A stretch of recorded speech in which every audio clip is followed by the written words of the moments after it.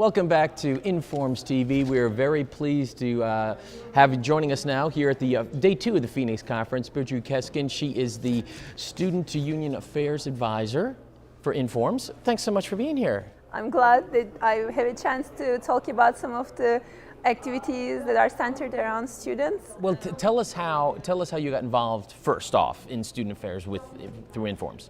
It actually started when I was a student, when I was a PhD student at Texas A&M. Okay. And I realized that there wasn't a student chapter at Texas A&M, and I got a group of my friends and we founded a student chapter. Oh. We started volunteering for activities, we organized Very proactive. workshops. That was Yes. terrific. We organized some workshops. Mm-hmm. We invited some speakers from industry, invited some speakers from academia, and we actually did some fundraising activities, and that kind of activity level started grabbing the attention of inINFORMS leadership. Sure. And after I graduated, they tapped onto me to how to re-energize other student chapters around the nation. And I was elected to be the student chapter representative in the subdivision council, and I was able to help a number of student chapters around the nation.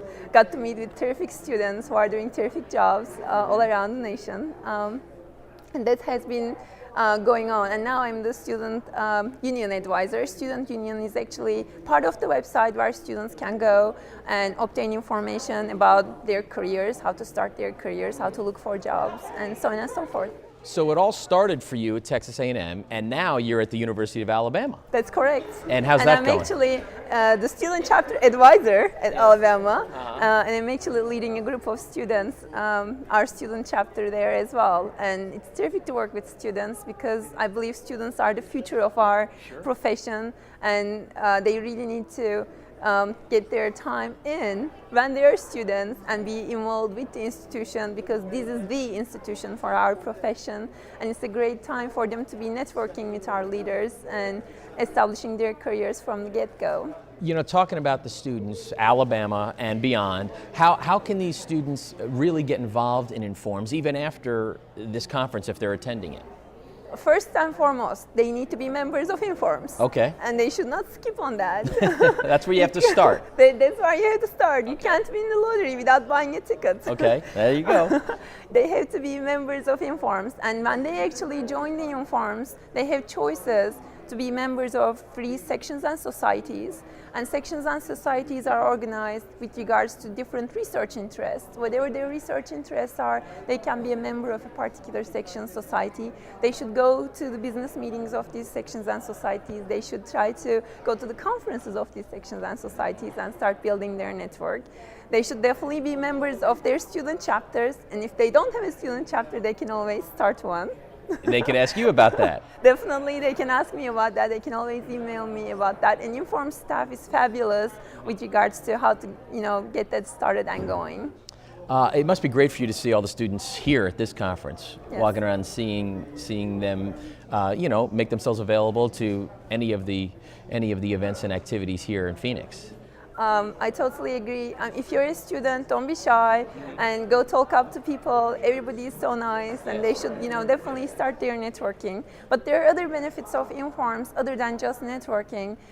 First and foremost, when you become a member, you start getting emails from inINFORMS on a regular basis, and that you get all the job ads and internships. And of course, when you're a student, your first and foremost goal is to finish and find a job. Yes. And this is where you start, and you'll be getting the first news about what are the job openings and what are the potential ads. Additionally, if you are, you would like to build your resume, and there are a number of outlets for that within inINFORMS. There are a number of awards designed for students who are doing great work. There are a number of best paper presentations and awards. There are a number of dissertation award prizes. And there are a number of service awards. If they're doing really good service to the profession and the institution, they can apply for these awards. And again, having those awards listed in the beginning of your career is really a career booster, and it really helps you out when you're looking for that perfect job match for yourself. Yeah, boy, such a benefit for any student is boosting that resume. Definitely. Right? Definitely. And through inINFORMS, you can certainly do that. Exactly. And I mean, volunteering for inINFORMS service activities, for some students, they think in their mind, oh, I have to work on my research, I need to work on my papers. This is going to be so much of a time sink if I were to do some service activities for inINFORMS. It is just the opposite. It actually complements the research activities that they are doing.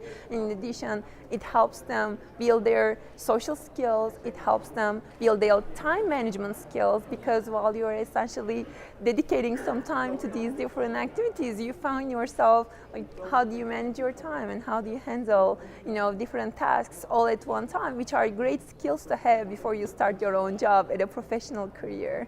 And people, who are interviewing are definitely looking for that kind of skill. Certainly, certainly. Burcu, thanks so much for joining us here on inINFORMS TV. It is my pleasure. Very nice to meet you. Enjoy the rest of the conference. Thank you. Burcu You too. Keskin, the Student Union Advisor for inINFORMS.